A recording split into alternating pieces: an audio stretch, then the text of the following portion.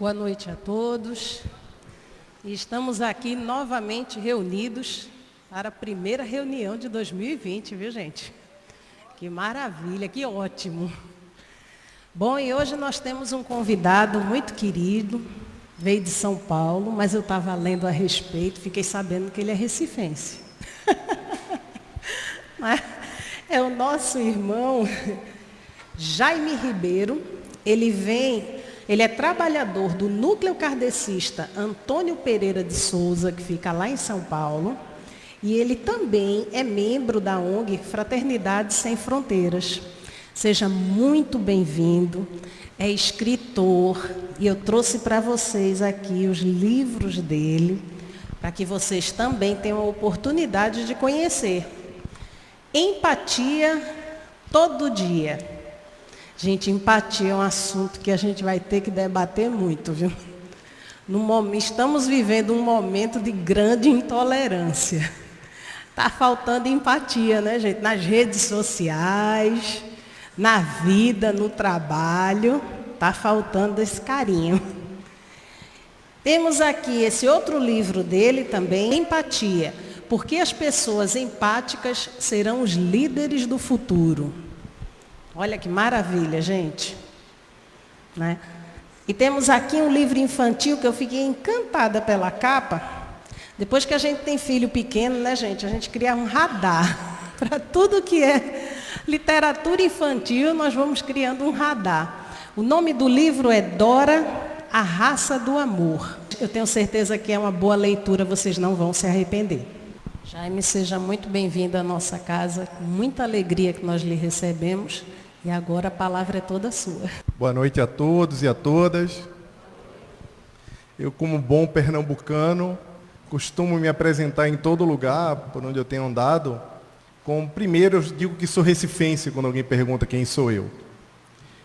Depois eu falo as outras coisas, né? A instituição a que eu sou ligado, ou que eu sou escritor, qualquer coisa que pouco importa. Mas isso não é nem bairrismo. As pessoas às vezes me perguntam se é por conta do nosso bairrismo, se é porque a gente tem essa mania pernambucana, a megalomania, né, pernambucana, mas eu digo que é para ajudar a inspirar as pessoas a fazerem coisas como escrever livros e ler também. Eu acho muito importante quando as pessoas que se deslocam daqui do Nordeste para o Sudeste, ou que estão andando pelo Brasil, engajadas com alguma atividade cultural, ou com alguma atividade humanitária, que elas encontrem uma forma, não só por meio de sua obra, mas também por meio da sua história, das suas raízes, para poder inspirar as pessoas que estão aqui a fazerem o mesmo. E eu tenho esse cuidado maior quando eu me dirijo aos jovens, porque é tão importante que a gente comece a trazer para os jovens algumas outras referências, porque hoje, com as mídias sociais e com essa loucura toda que está no mundo, nós precisamos enaltecer o bem. Acabamos de passar por um Réveillon agora.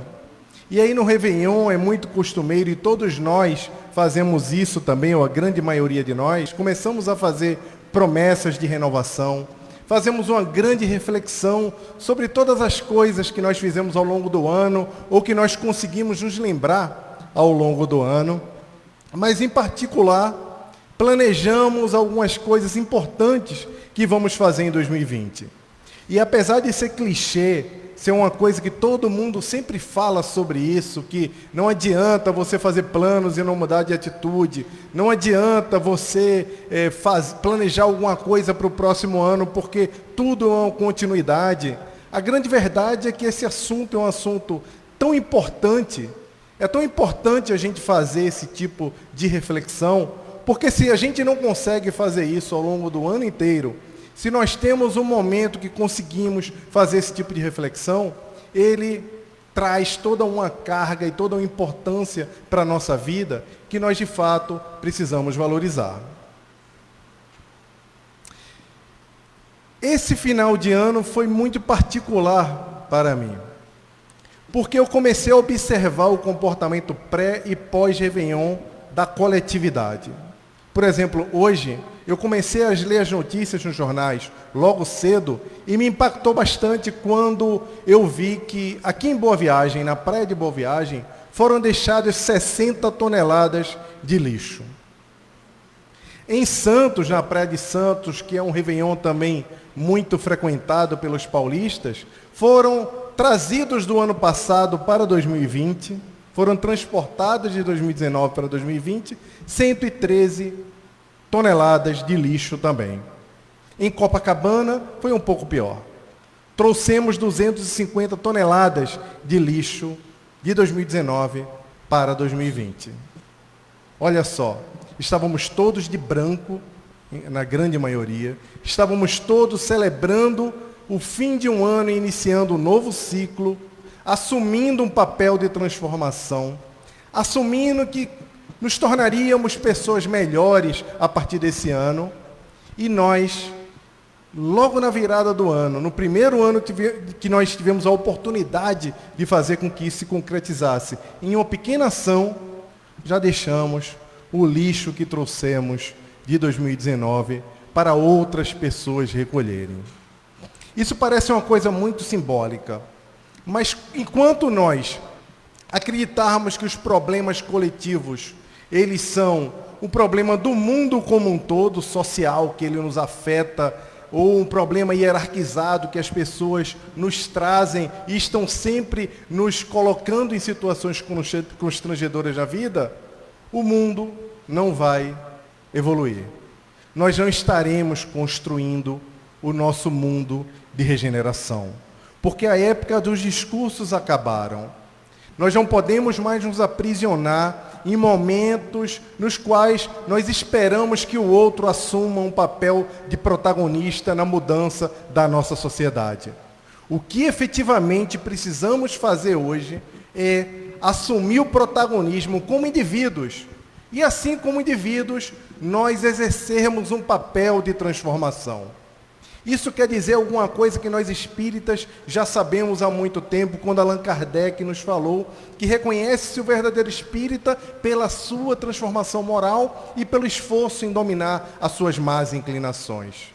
Isso quer dizer que se nós não fizermos a nossa parte, se nós não cuidarmos e elevarmos os padrões da nossa vontade, como diz Emmanuel na introdução do livro A Caminho da Luz, porque isso é importantíssimo para nós, porque é essencial que nós elevemos os padrões da nossa vontade para poder conseguirmos contribuir para que o mundo seja um lugar melhor.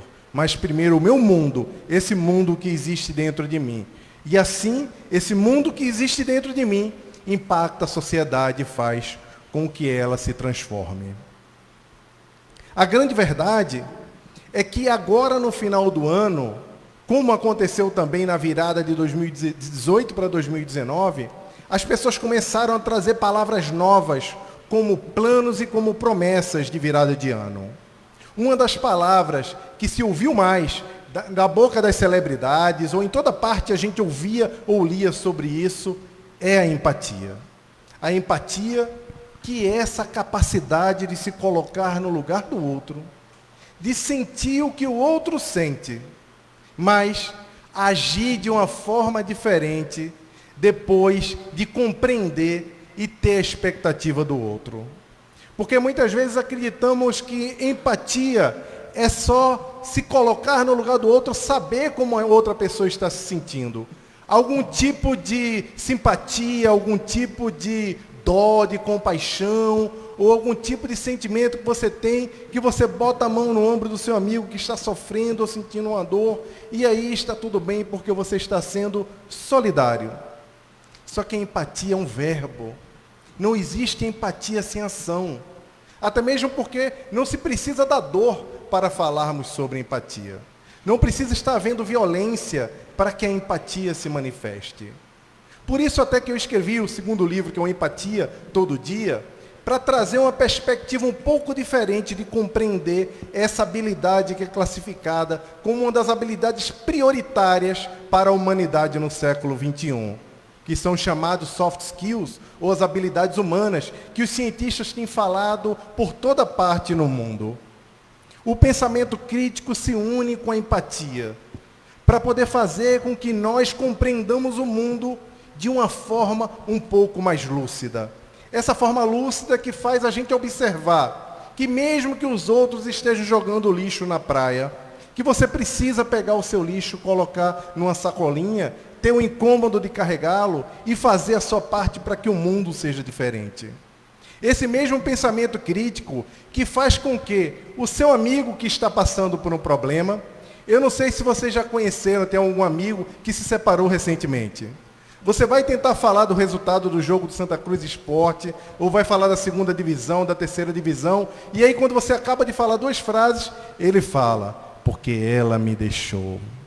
Ou você vai falar de um lanche, você vai falar de almoço, você vai falar de carro, em seguida o que a pessoa fala? Eu não sei o que é que ela está fazendo, eu não sei o que é que ela está pensando. Eles não param de falar sobre aquele assunto. Automaticamente, nós temos uma reação. E a primeira reação que costumeiramente nós assumimos é de dizer, esqueça, não se preocupa com isso não. Ou melhor, para ser mais moderno, a fila anda, deixa isso para lá. Ou fala assim, ela não te merece mesmo, ele não te merece, esquece, muda, pense em outra coisa. Olha, ela nunca prestou mesmo, só você que não via. E aquela dor se agrava, aquela dor se intensifica. E, na verdade, o que esse colega, esse amigo, esse familiar queria, era só o seu ouvido. Só queria que você ouvisse, só queria que você estivesse ali. E quando não é isso, você faz muito pior. Você compete com a dor do outro. E competir com a dor do outro é horrível, porque você fala que o seu trabalho está muito difícil, que você está saindo de Pau Amarelo até o centro do Recife, está levando 2 horas, e fica o tempo todo esperando que alguém levante para sentar, porque fica com medo de assédio dentro do ônibus, não consegue ler, não consegue fazer nada, e aquilo é terrível. E aí, quando você conta aquilo para sua amiga, ela olha assim para você e fala assim, se muda para Maria Farinha para tu ver o que é bom. Vai morar lá em Maranguape para pegar 3 conduções.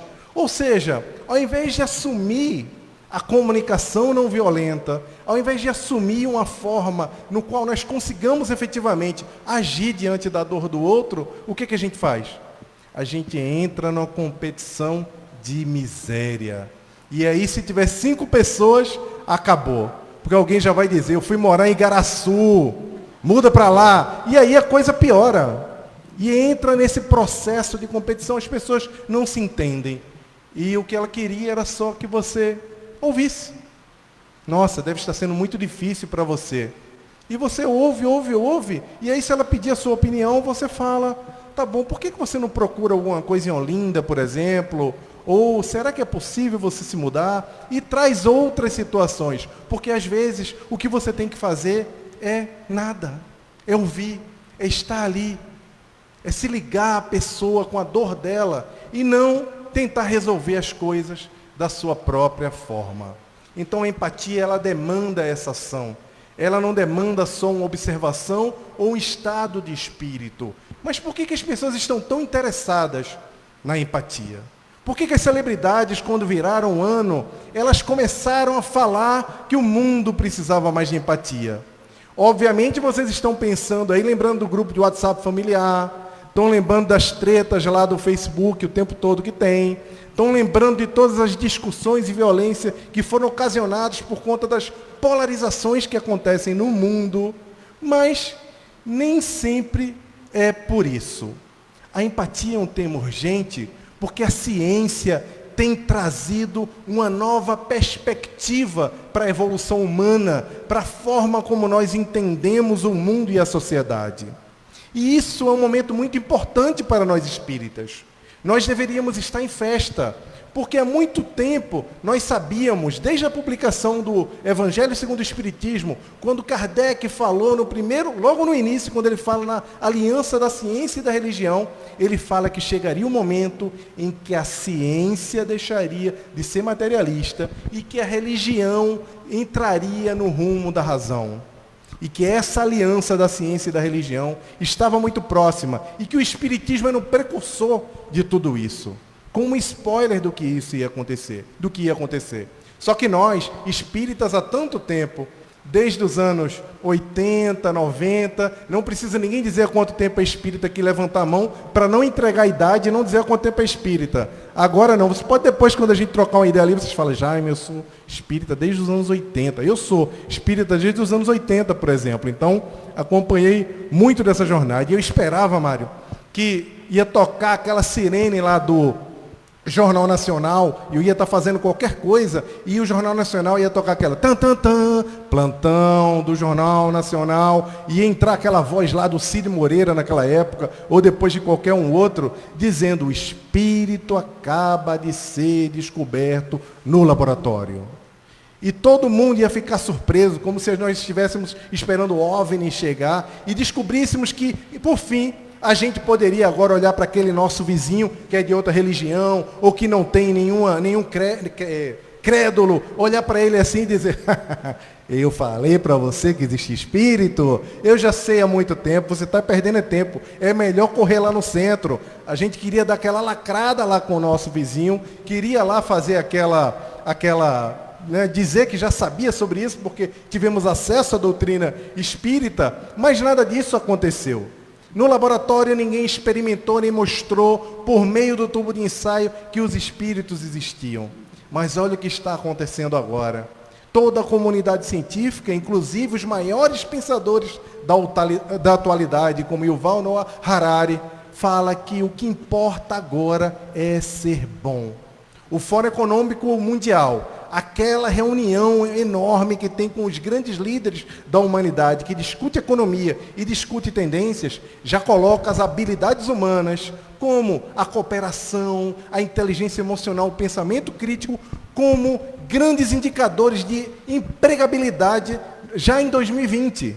Isso quer dizer, a grosso modo, gente, de uma forma bem prática, que ser bom foi assumido pela ciência com uma habilidade necessária para o futuro da humanidade. E aí você deve estar perguntando, mas Jaime, a gente já sabia disso, isso não tem nada de novo, por que isso é tão importante? Isso é importante porque estamos vivendo a era da revolução digital.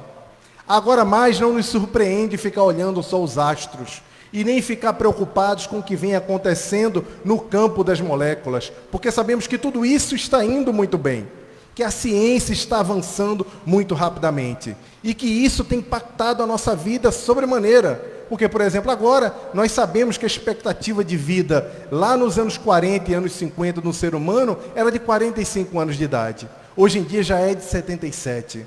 Até 1950, quase 30% das crianças desencarnavam antes de completar 15 anos. 30% eu estou sendo muito bondoso, porque em algumas regiões do mundo chegava a 50% os desencarnes.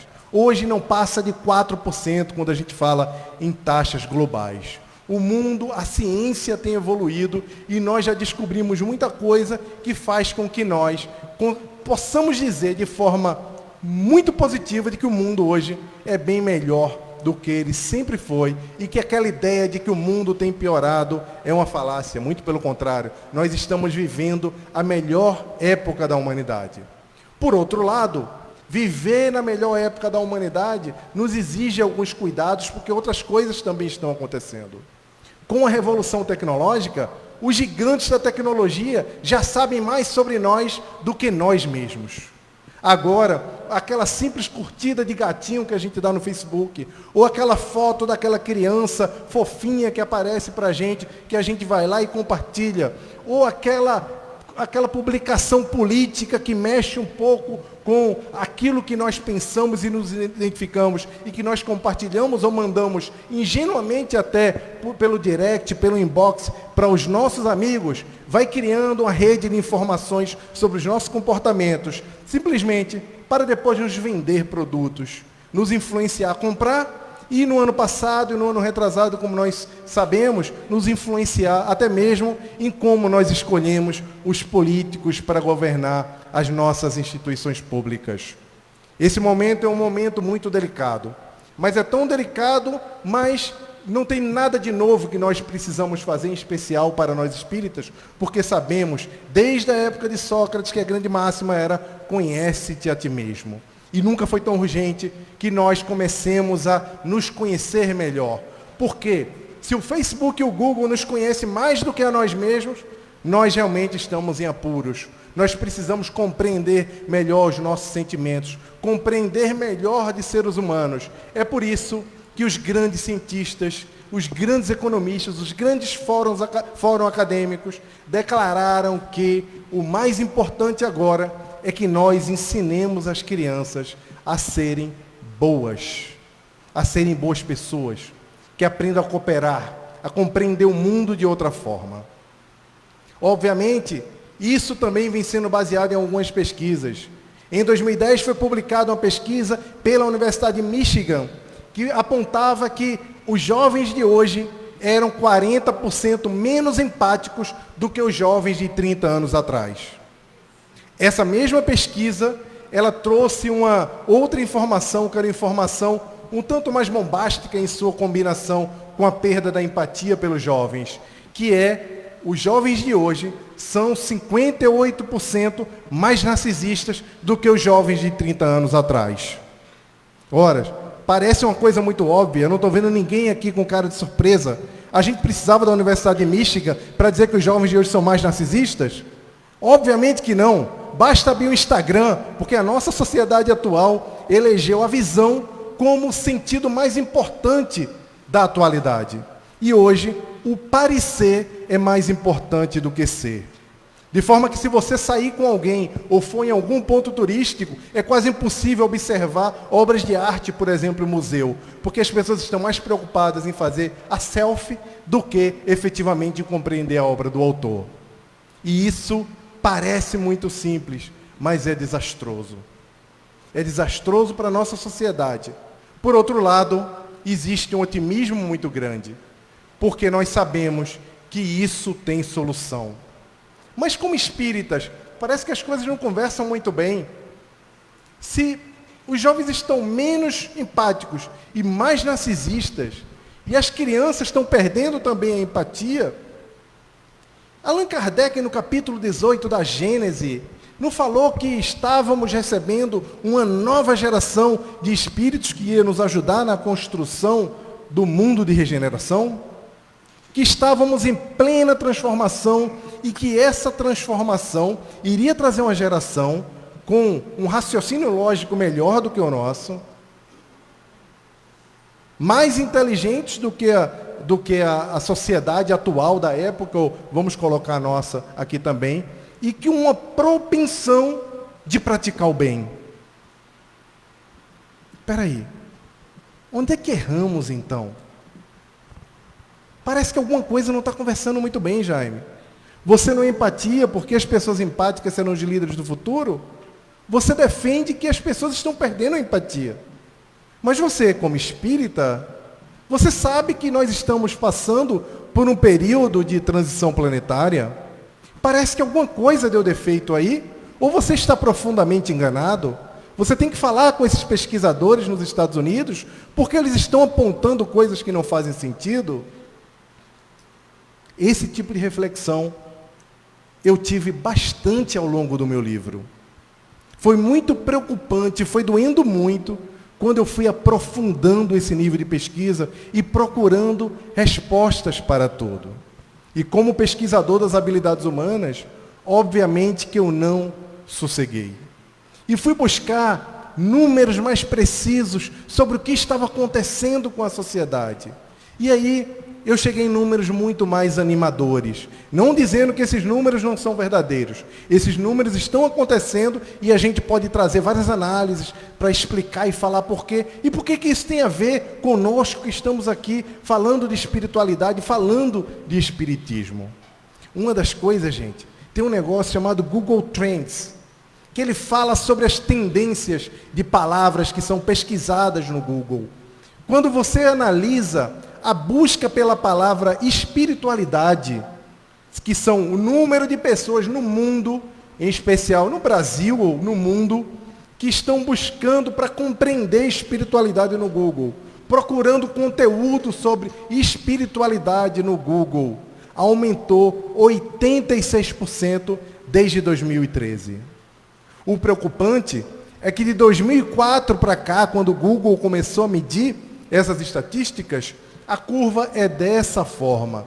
Isso quer dizer que nós tínhamos algum interesse lá em 2004, ele caiu para o seu pior número em 2013, há 7 anos atrás, e que agora, em 2019, ele alcançou o seu máximo de interesse.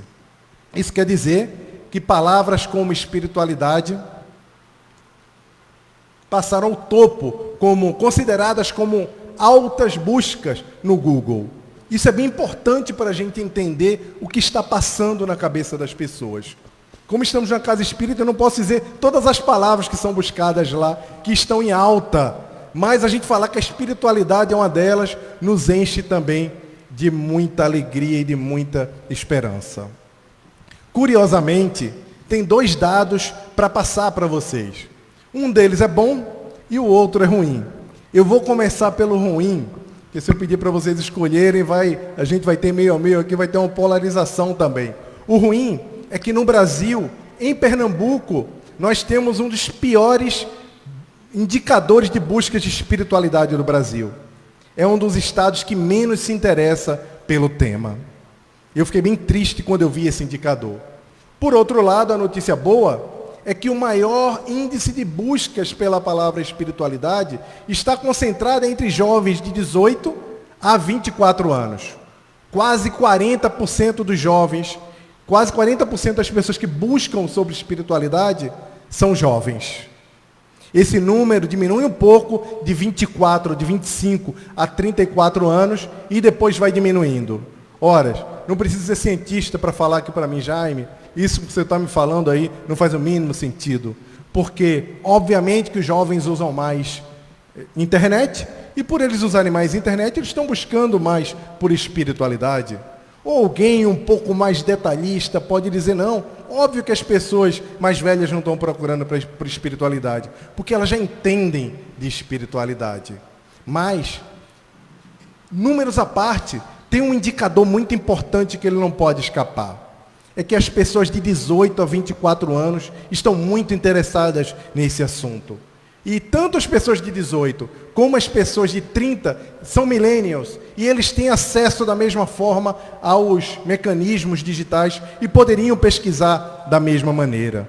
Isso também nos enche de esperança. E isso conversa quando Kardec fala na Gênese que essas gerações serão gerações que se interessarão mais por propósito, por espiritualidade, por esse tipo de coisa.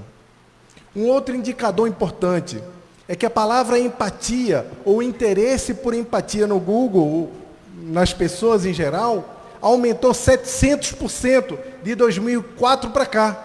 É quase uma reta para o infinito.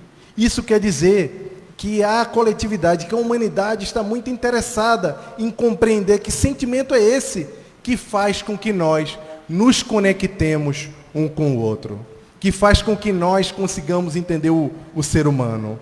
Porque nessa era digital, nesse momento em que os robôs preparam para tomar 50% das nossas atividades, porque os cientistas dizem que daqui a 5, 10 anos, 50% de tudo que a gente faz de atividades corriqueiras serão feitas por robôs.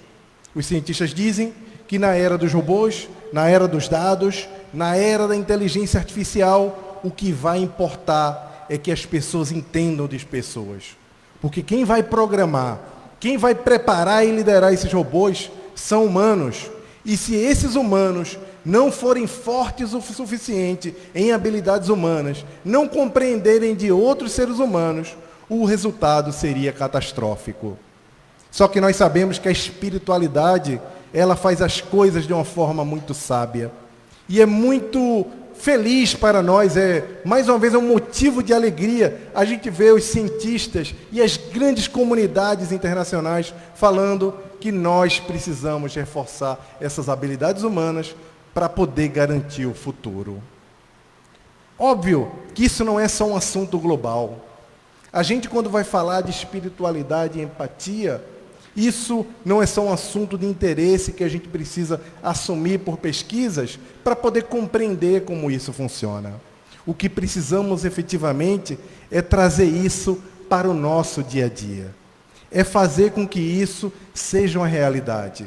E voltando para a história do lixo, e trazendo para agora para as crianças, nós precisamos aproveitar cada minuto que nós temos de interação com os mais jovens, com as pessoas que estão ao nosso redor também, para fazermos aquilo que Jesus espera que nós espíritas façamos, que é dar o nosso exemplo. Ontem, por exemplo, eu fui ao cinema tarde da noite, estava numa fila, e aí uma mãe chegou com 3 filhos. Essa mãe chegou com seus 3 filhos e, obviamente, estava escrito lá, fila 3, sala 3 e sala 2. Tinha uma fila um pouco grande, não era tão grande assim, mas ela queria passar para a sala 3 pela fila da sala 2, que não tinha ninguém, como que fazendo de conta que não estava entendendo bem como é que era a fila, apesar das pessoas protestarem que lá era a fila da sala 3. E ela meio que se fazia desentendida e continuava puxando as crianças. E eu pensei, daquela perspectiva que a gente fica com o pensamento crítico, analisando as coisas que vai acontecer no nosso redor, que oportunidade que aquela mãe teve de ensinar aquelas crianças o que é fazer o correto. E ela estava ali, por meio do próprio exemplo, ensinando as crianças a tomarem vantagem e a fazer aquilo que não era certo. Fazer aquilo que ninguém deve fazer, que não é por conta só da fila, mas é por conta de você querer fazer com que o outro seja passado para trás. Porque o jeitinho brasileiro é a maior expressão da falta da empatia do nosso povo. Não por acaso o Brasil também, no ranking dos países que foram pesquisados sobre empatia, ele está entre os piores países do mundo. Foram 63 países pesquisados, ele está lá pela casa do 57º país.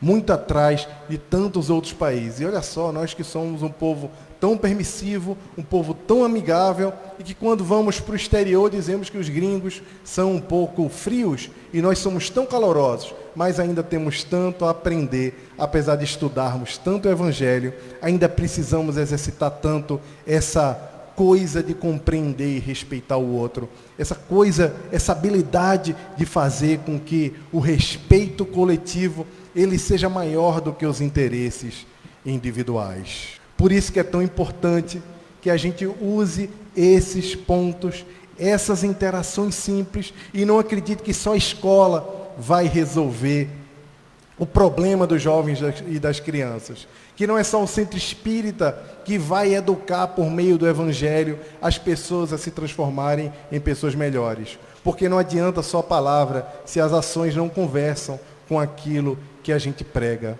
Como eu falei, a era dos discursos acabaram. Os discursos já não suportam mais nada.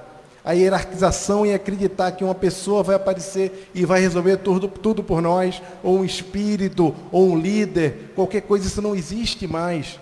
Essa lição foi dada para a gente no Evangelho segundo o Espiritismo, logo no seu início, quando Kardec estava colocando lá a sua pedra fundamental no tríplice aspecto da doutrina, apresentando o aspecto religioso da doutrina espírita, quando ele já trouxe o caractere da revelação espírita, falando que aquela revelação era a revelação dos espíritos que estavam em toda parte, e que traziam as suas verdades que eram confrontadas, e que só daquela forma era que aquilo era caracterizado como uma verdade. Além de falar da metodologia, Allan Kardec queria nos dar uma mensagem muito importante. A mensagem de que a doutrina era dos espíritos, e não do homem, não do Allan Kardec, não do Emmanuel, não do Chico, não do Rossandro Klingen, não do Haroldo Dutra, não do Rafael, não do Divaldo, não do Mário, mas sim dos espíritos, de todos nós que também somos espíritos.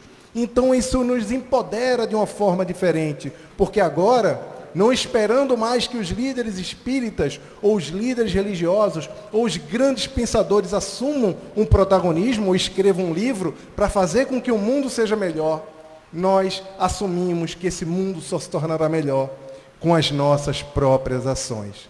E essas ações, elas não são de grande porte. Essas ações, elas acontecem no dia a dia. São lições que nós temos no contato com as pessoas que convivem com a gente o tempo todo. Por exemplo, Eu, quando era criança ainda, a minha mãe separou do meu pai, eu tinha 5 anos de idade. E ao longo do tempo, eu tive pouquíssimos contatos com o meu pai. Eu morava aqui em Olinda, e aí o meu pai também morava em Olinda, e ele de vez em quando vinha nos visitar. E para mim era muito difícil, quando eu estava em casa, e algum colega meu que jogava bola de gude, ou que estava na rua, eu com 5, 6, 7, 8, 9 anos de idade, e aí batia um colega na porta, lá no portão da minha casa, e sempre dizia dessa forma, eu não sei porquê, eu acho que eles adoravam falar isso, mas eles falavam, ó, tem um velho careca ali na esquina dizendo que é teu pai, vai lá. Aí eu, tem um velho careca ali na esquina dizendo que é teu pai, vai lá. E aí eu morria de vergonha, principalmente quando era alguém que era conhecido que brincava comigo. Quando era desconhecido, tá tudo bem, eu vou lá e ficava um pouquinho lá no carro do meu pai e depois voltava. O tempo foi passando, as coisas foram ficando um pouco mais complicadas. Porque, além de dizer isso, meu pai ia com a camisa do Santa Cruz visitar a gente. E aí, chegava lá na esquina, é sério, o amiguinho dizia assim, ó, tem um velho careca lá na esquina, com a camisa do Santa Cruz, dizendo que é teu pai. E era terrível, como criança, explicar aquilo. Como é que eu ia explicar para os meus colegas que eu tinha um pai que não morava em casa, que não estava ali, que eu tinha um padrasto, que era difícil? Como é que eu ia explicar? Era muito difícil. Não demorou muito para começar a falar, tem 2 pais. Eu passava na rua, galera, 2 pais. E para criança é complicado, por mais que a minha mãe explicasse tudo aquilo para a gente. E lá para os 11, 12 anos de idade, chegou uma época que eu já estava no colégio, né, há muito tempo, mas eu já ia para o colégio sozinho com 12 anos. Era diferente agora da criançada que vai, não, peraí, não vai de Uber não, que tem medo, peraí. Não, vou com você, vou pegar, anda aqui no meio fio, medo danado, eu já ia de ônibus. Saía de Olinda até o Nóbrega lá no Recife, de ônibus, eu e meu irmão. Eu com 11, ele com 13 pegando na minha mão. E aí, acabou meu passe estudantil. Passe estudantil, todo mundo entende aqui, ou a maioria, né, o que é passe, né? Não precisa balançar muito a cabeça, balança discreto, para poder não entregar também que não sabe o que é, que tem gente que só tem cartão agora. Não precisa balançar. Aí acabou meu passe, eu falei para minha mãe, acabou meu passe. Ela falou, vá pedir ao seu pai. Eu olhei para ela e falei, é justo. Meu pai tinha uma fábrica de sapatos aqui na esquina da Rua dos Bultrins, e eu vim lá de Jardim Brasil até os Bultrins, que dá mais ou menos 3,5 quilômetros, numa monareta, numa bicicleta. Sabe aquela monareta? Né? Vim pedalando, chegava todo suado, cheguei lá para pedir o dinheiro, achei justo, né? Pedi o dinheiro do meu pai, ele não paga pensão, ele não ajuda, minha mãe me sustenta sozinha, eu vou lá. E cheguei lá e fiz aquele disfarce que a gente faz antes de pedir dinheiro. A gente pergunta alguma coisa, depois pede logo o dinheiro, né? Criança não sabe disfarçar muito, né? Pai, tudo bem, tá tudo certo. Eu falei com os funcionários dele, virei, tá tudo bem, acho que tá ótimo. Vim pegar o dinheiro do passe. Minha mãe mandou. Aí ele olhou assim para mim e fez, tem uma voz mansa, né? Poxa, filho, nem tem hoje. Aí eu olhei para ele assim e falei, miserável, R$60, que é o dia de hoje. Ele tem R$60, que eu era criança, mas não era bobo, né? Eu já era meio maluco. Aí fiz, ele tem esse dinheiro. Venha sábado. Aí eu olhei assim, eu todo suado, depois de pedalar 3,5 quilômetros, uma monareta. Não era nem uma barra forte, que a roda é maior, né? Falei, vou nada, vamos embora. Não, tá bom, eu vou voltar. Peguei a bicicleta e voltei para casa. Cheguei em casa e falei para minha mãe, tudo bem. Minha mãe estava lá, eu lembro muito bem aquele balcão branco, ela na cozinha, estava fazendo alguma coisa, não lembro o que, arrumando as coisas. E ela fez, e aí, trouxe o dinheiro do passe? Eu olhei para ela assim e falei, sabe de brincadeira, né, mãe? Nunca mais peça para eu pedir dinheiro a esse homem. Nunca mais eu vou lá. E tem outra coisa, eu vou me formar. E quando eu me formar, eu vou lá. Só vou lá quando eu me formar agora. Mentira, um ano depois eu me tornei espírita. Aí com 14 anos eu já estava andando por aí, já estava no orfanato. Com 16 anos já estava em curso. E 17 anos já tinha ido para Brasília, para a Federação, para o Congresso. E aí espírita, óbvio, né? Vamos perdoar o papai. Não dá para não perdoar o papai, né? E aí eu tinha entendido que aquilo tudo já tinha sido trabalhado. E de fato eu continuei visitando muito meu pai. Visitava, ia com meus irmãos lá, via de regra no sábado, conversávamos com ele. Aí um dia eu me formei. E óbvio, eu já era espírita, já fazia palestra. E aí o que é que vocês imaginam que eu fiz? Fui lá, né, gente? Fui lá. Perdoei, mas fui lá, né? Olhei e falei, eu vou lá. Aí cheguei lá de carro, de Monareta. Parei aí, filho, tudo bem? Tudo bem. E aí, como é que tá a faculdade? Eu olhei para ele assim, filho, me formei. Ah, parabéns. Você agora é engenheiro químico. Que orgulho, meu filho. Olha, mas eu não fiz nada. Quem fez tudo foi a sua mãe. Ela é uma guerreira. Seja muito grato a ela. Aí eu olhei assim para ele. Eu sou espírita. Esse cara que me abandonou minha mãe, deixou meus irmãos, nunca pagou pensão, não me deu o dinheiro do passe, está me dando lição aqui. Não é verdade. Fui embora, engoli, né? E passou, continuamos tendo uma relação boa. Fui visitá-lo várias vezes, beijinho na careca, conversava, adorava conversar com os funcionários dele, porque os funcionários dele todos eram idosos e trabalhavam com ele há quase 50 anos, gente. Era muito tempo, então eles sabiam de tudo do meu pai. Então tudo que eu não sabia do meu pai, eu pude conversar com eles, e eles iam me contando devagar, para não me chocar muito. Aí iam bem devagar me contando as histórias do meu pai. E era muito prazeroso ir lá para conversar com o Serafim, com o Carlinhos. Era maravilhoso escutar as coisas que eles tinham para falar do meu pai. Então passou-se muito tempo, eu fui morar em São Paulo, e aí já, depois de tantos e tantos anos, o meu pai adoeceu. Ele contraiu uma doença rara chamada síndrome de Gay-Lussac. E ele morava aqui em Olinda ainda. Então, eu vim visitá-lo. Vim 2 vezes visitá-lo, na segunda vez era Dia das Mães. Então, eu passei o Dia das Mães inteiro com a minha mãe, com a esposa atual dele e com o meu irmão mais novo no hospital. Nós passamos o dia inteiro com ele já sem nenhuma força, porque os músculos dele não se movimentavam mais. Nem a pálpebra ele tinha força mais para abrir. Então, naquele dia, a gente ficou até o domingo à tarde. Eu viajei de volta para São Paulo no domingo à noite. E daí, trabalhei normalmente na segunda. E quando foi na segunda noite, o meu irmão me ligou às 5h30 da tarde e falou assim, você está dirigindo, Tô? Para o carro aí. O que foi? Não, encosta o carro. Aí eu falei, o que foi? Não, o papai desencarnou. E eu falei, nossa. Ele fez, mas fica tranquilo, você acabou de chegar aí. Você estava aqui ontem. Não precisa você vir para o velório. Porque é muito caro vir de São Paulo para cá e etc. Eu falei, não, é óbvio que eu vou. Claro que eu vou. Não precisa vir. Eu vou dar um jeito. Liguei para a companhia. Na época eu trabalhava na Danone.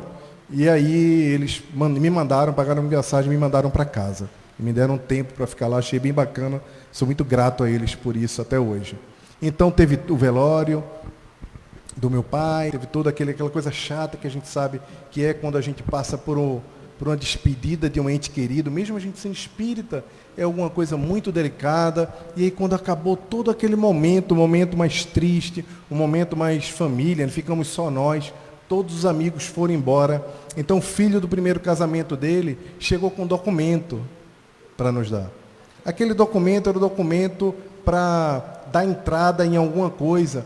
Eu não lembro ao certo se aquilo era a certidão de nascimento do meu pai. Não lembro se era certidão de óbito.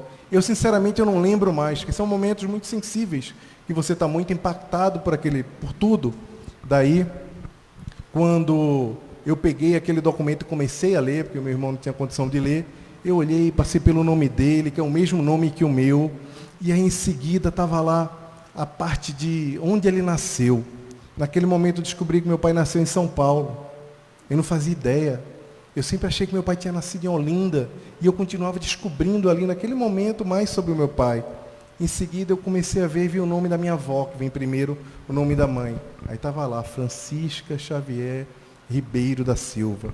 E logo em seguida, na parte do pai, estava em branco. E quando eu vi que a parte do genitor do pai estava em branco, eu fiquei tomado de profunda emoção. Porque ali eu percebi que meu pai, muito provavelmente, foi mais pai para a gente do que o pai dele foi para ele. Então, Eu achava que tinha perdoado meu pai antes. Eu percebi que só ali que eu perdoei ele efetivamente. Eu achava que tudo tinha passado. Mas foi só ali que eu fui entender que ele era uma pessoa que não tinha pai, ele não fazia ideia o que era ser pai. Ele não fazia ideia o que era entregar amor para os filhos, levar os filhos para passear, para brincar, para ter um momento mais íntimo, um momento mais cordial, para dar o suporte para o filho. Ele não fazia ideia o que era isso, ele nunca teve pai. Então, só me colocando no lugar dele, entendendo que ele tinha uma história, tinha toda uma coisa que aconteceu antes na vida dele, que fez com que ele se tornasse quem ele era e não conseguisse entregar uma paternidade que eu achava que merecia. Então, naquele mesmo momento, eu assumi a minha gratidão completa por ele ter me dado a vida. Então, como vocês podem ver, meus irmãos, a cada momento nós temos a oportunidade de aprender grandes lições. Mas não precisamos chegar a extremos como esse, como revelações de última hora, quando nós nem conseguimos mais dar um tchau, dar um até logo para aquela pessoa e só vamos encontrá-la na espiritualidade. Muitas vezes nós nem percebemos, mas vamos afrouxando os nossos laços familiares, os nossos laços de amigos. Quantos amigos temos que foram tão ricos, foram tão relevantes na nossa vida e hoje nós colocamos a culpa nessa tal de correria para nós não termos contato nenhum com eles? Em que momento deixamos que o nosso irmão de pele, de carne, a nossa irmã, que viveu a nossa infância com a gente, nos corredores da nossa casa, brigando, fazendo pazes, fazendo refeição junta, tendo sonhos juntos, construindo uma história juntos, se afastassem de nós e fosse tomando um outro rumo, e fosse construindo uma outra vida, tão distante da nossa vida. Em que momentos desistimos de fazer com que os nossos laços se transformassem em laços eternos? Em que momentos nós permitimos, no passado, que alguma coisa nos afastasse daqueles que amamos, em nome desse nosso propósito? Porque alguém falou que importante na vida era ser importante, enquanto para a vida o importante é que nós sejamos mais humanos. Quem foi que nos convenceu que ser bem-sucedido era ter uma casa boa, um bom casamento, ou ter um bom emprego, ou se formar, ou ser chamado por algum título? Quem nos convenceu que ser bem-sucedido era isso? Quando, na verdade, nós sabemos que ninguém é bem-sucedido sozinho. Ninguém chega a qualquer lugar sozinho. No mundo de hoje não existe bem-aventurança de uma pessoa só. Somos todos bem-aventurados e todos nós fazemos parte de uma só jornada. E não há um propósito só individual. O propósito individual existe e nós temos que carregá-lo e fazer com que ele seja uma realidade para a nossa vida. Mas existe um propósito coletivo, existe um papel para cada um de nós. Como nós vamos encontrar esse papel? Por toda parte as pessoas já procuram pela espiritualidade, pela empatia, por coisas que estão relacionadas ao ser humano. Por toda parte isso tem despertado o interesse das pessoas. Vimos agora, como todos os anos, nós vemos ao longo do Natal, no mês de dezembro. No mês de dezembro nós encontramos uma sociedade mais amena. Nós encontramos, por meio do clima de Natal, um mundo muito mais leve. As pessoas estão mais sensíveis. Elas querem doar mais, querem doar cestas básicas. As pessoas que você nem imaginava que estavam envolvidas numa causa humanitária, manda no teu WhatsApp um pedido de uma doação. E você, às vezes, julga e fala, desde quando essa pessoa faz o bem? Essa pessoa é treteira, não entendendo que aquilo é um movimento do Cristo, um movimento do bem, operando a transformação no mundo. As pessoas também se inclinam a fazer as pazes com aquelas pessoas que tiveram tretas, problemas e coisas aleatórias ao longo da vida ou ao longo do ano. Nós estamos mais sensíveis ao perdão no mês de dezembro. Mas também estamos mais sensíveis à reflexão. Aquele ar, aquela vontade de entender onde nós erramos e onde nós podemos ser melhores para o próximo ano, para o próximo ciclo. Então, a combinação da vontade de fazer o perdão, inclinação de fazer o bem e a autorreflexão é responsável por fazer com que esse clima se instale no mês de dezembro. E nós gostamos tanto de viver o Natal, nos sensibilizamos tanto com esse mês do Natal, porque lembramos do Mestre Jesus, porque comemoramos o aniversário do Mestre Jesus, mas para Jesus nada mudou. Continua sendo tolerante com as nossas falhas, continua nos amparando, nos auxiliando e próximo ao nosso planeta, com toda a sua legião de espíritos do bem que nos assistem na nossa jornada. O que mudou fomos nós. Foi a nossa atitude. E o Cristo conta com a mudança da nossa atitude para que a sua esfera se torne mais nítida e mais próxima daquilo que nós construímos com os nossos pensamentos, daquilo que nós fazemos com as nossas ações. Então, cada um de nós, trabalhadores da última hora, somos de alguma forma multiplicadores da mensagem do Evangelho. Não mais o Evangelho só falado, o Evangelho que fala, que é bonito, que é rabiscado, mas aquele Evangelho que nos convida a uma ação diferente. Aquele Evangelho que fala do todo, que fala do que acontece na nossa vida. E aí, não adianta a gente achar que a gente não é digno, que a gente já falhou tanto, que a gente continua falhado, não falando com o irmão, não tendo cometido ainda pequenos delitos e fazendo coisas erradas com o nosso próximo, porque o próprio Cristo foi buscar em Paulo o seu antagonista, aquela pessoa que estava perseguindo todos os seus seguidores, a pessoa mais improvável para seguir e para fazer com que a sua mensagem chegasse hoje aqui.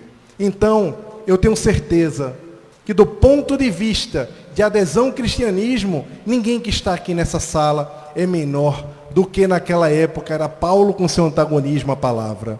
Mas logo depois da conversão, aquele espírito preparado na lei se tornou o grande responsável pela divulgação do cristianismo. E olha que coisa, o Cristo foi buscar no seu maior antagonista o seu grande aliado e fazê-lo o maior multiplicador de sua mensagem, porque nós também não podemos.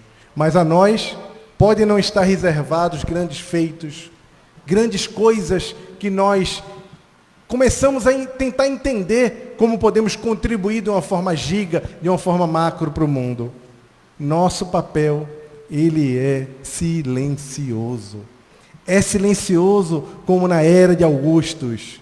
Aquela era que foi conhecida e foi consolidada no Império Romano como a sua era mais proveitosa, a era mais rica, a era da Pax Romana, quando tudo era muito sutil, quando poetas e filósofos se propagavam, templos eram erguidos, e de fato o Império Romano vivia o seu melhor momento. E os historiadores dizem que isso era tudo papel de Augustus, que estava lá, fazendo a sua parte como um imperador muito generoso. Esquecem-se que aproximava-se, as esferas do Cristo se aproximavam do nosso planeta. E que em cada ponto de Roma, em cada situação, em cada palácio, existia uma ama, existia uma pessoa limpando o caminho para Jesus passar, existia alguém que não deixava os algozes chegar perto dele antes do tempo, existiam pessoas anônimas que estavam fazendo a sua parte para que a mensagem do Cristo chegasse até nós. Então está na nossa mão repetir esse momento da paz, da Pax Romana, do clima de Natal o ano inteiro, porque só depende das nossas ações. Porque até então, nós imaginávamos que só nós precisávamos do Cristo. Mas que bom que sabemos agora que Jesus também precisa do nosso concurso para poder chegar nos lares, por meio da nossa voz, pregando o Evangelho e levando bom ânimo aos nossos irmãos que estão sofrendo ou precisando de uma palavra ativa. por meio da nossa mão para fazer a caridade, para levar para o próximo pão, um aperto de mão, um toque no ombro, um consolo, dos nossos ouvidos também para ouvir os problemas dos nossos amigos sem competir. O Cristo, já não tendo ouvidos físicos, Ele precisa dos nossos ouvidos, dos nossos órgãos e da nossa boa vontade para continuar com o seu legado aqui na Terra, continuar levando a sua mensagem e transformando o nosso planeta no lugar melhor. Muita paz. Que Jesus nos abençoe a todos e espero revê-los em breve.